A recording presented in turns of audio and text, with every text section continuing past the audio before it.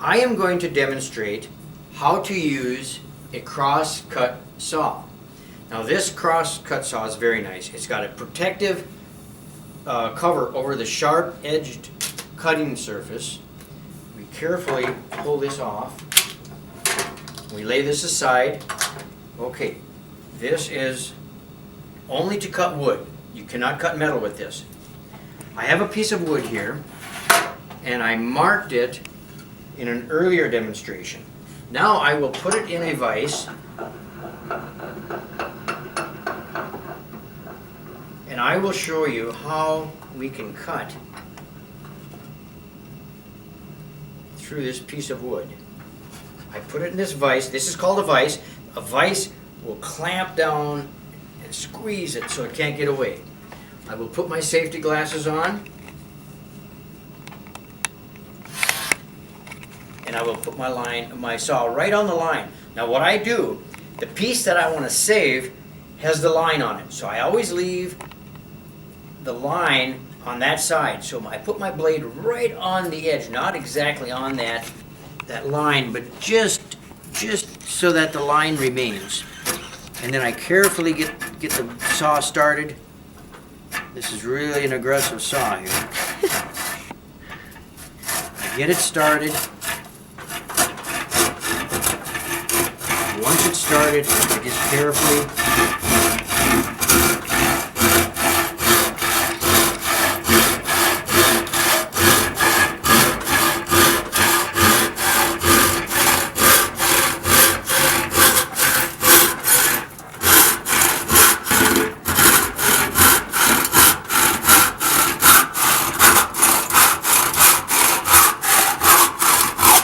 don't have to go too fast. I just have a nice steady stroke. And there we are, two pieces. And this piece has the line right on it, so it's a straight cut. And then we can take the combination and check how true it is. And that should be true. Okay, now I am going to demonstrate a hacksaw. And I will put my safety goggles on. Now, with a hacksaw, you can get different size blades, and I may try to, well, I will show you how you can take the blade off. You turn this wing nut. This is called a wing nut because it's got two wings on it. You turn that loose, and you lift the blade off.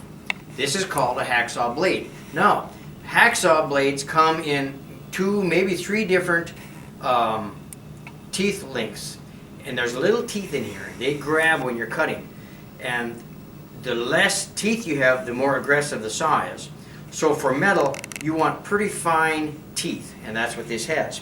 Your teeth grip from one direction, and that is always towards the front. And if you look on here, it has an arrow. That arrow must face the front, which is the opposite of the handle. Now also, this hacksaw can be shortened to this point to make it a shorter saw, and then of course you have to use a different blade. We will put this blade on with the arrow pointing forward. It hooks into there, and it also hooks into there. And then you carefully draw this wing nut tight until your blade has tension on it. You don't need to be too tight, but you want to be snug. Okay, then we will take a piece of metal conduit. Metal conduit is often used for electrical wiring. The electrical wiring runs into it, runs through it. We will put this in this vise. And again, this vise is a clamping tool. We clamp it tight. Don't crush the tube, just clamp tight.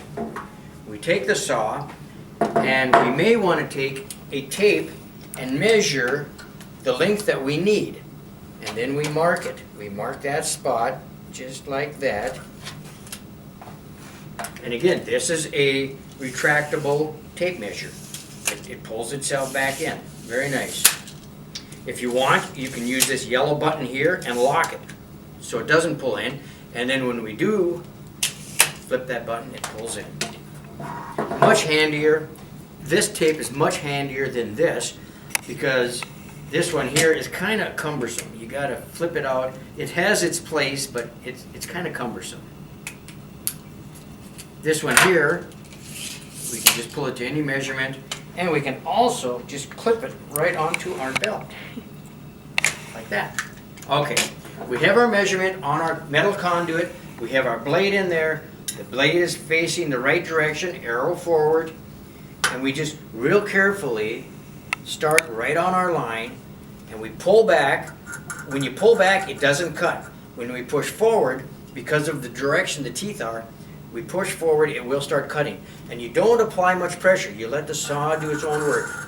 And you do a slow stroke, about 60 strokes a minute. If you go too fast, your blade will heat up and it will ruin your blade or kink. 40 to 60 strokes a minute is perfect. And you just lightly, you don't force it, you just let the blade do its work.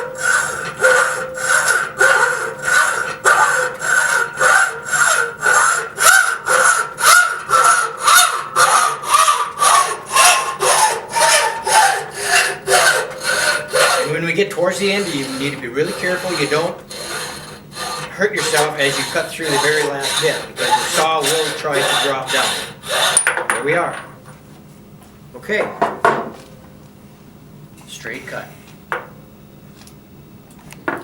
Okay, now I am going to demonstrate to you how to use a coping saw. Now, a coping saw has a very thin blade, which makes it easier to cut angles, cut around curves in shallow pieces of wood, such as this plywood. Now, a coping saw has a sharp little blade.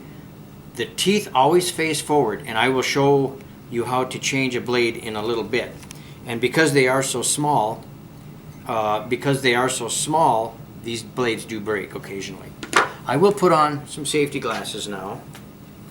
And what we will do is we will just take a simple, we'll just draw a simple, let's see here.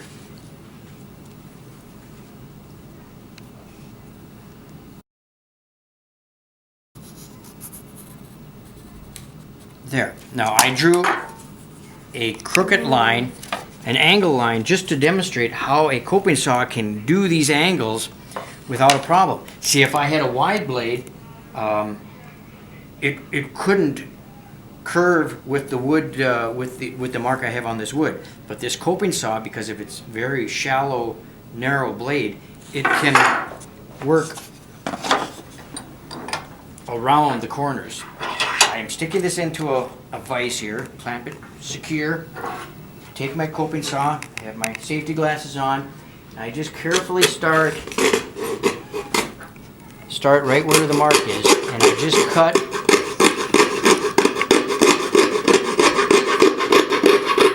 And I'm staying right on the line.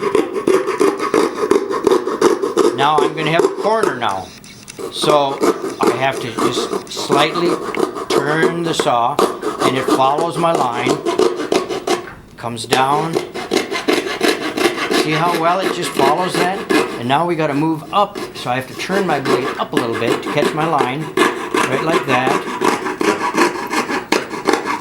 And it'll go wherever I choose to go, just like that. Okay. Now I will show you, again, because these coping blades are so small, so narrow, they do break. And what you do, there's two ways of doing this. You can compress your saw and pull the blade out, but because this is a new saw, it's really got a lot of pressure in this bowl. I will hold this lever right here and turn this handle out, which reduces the pressure of my bow and my saw. And again, this is a new saw, so it's pretty tight. Okay, and just before I come to the end of my threads here, I will take this and compress it a little bit and lift the blade out of the little fitting here. See that? Okay. Now, again, with the new blade, you always look and your points have to face forward. So this is the front of the blade, or the saw, And this is your blade. It goes into a little nook right there, and then it will go into the nook back here. See how far I have to bend this saw just to get that blade to stay in there. Okay, points forward, I hook that, and then I just compress my saw. Just carefully slide that in.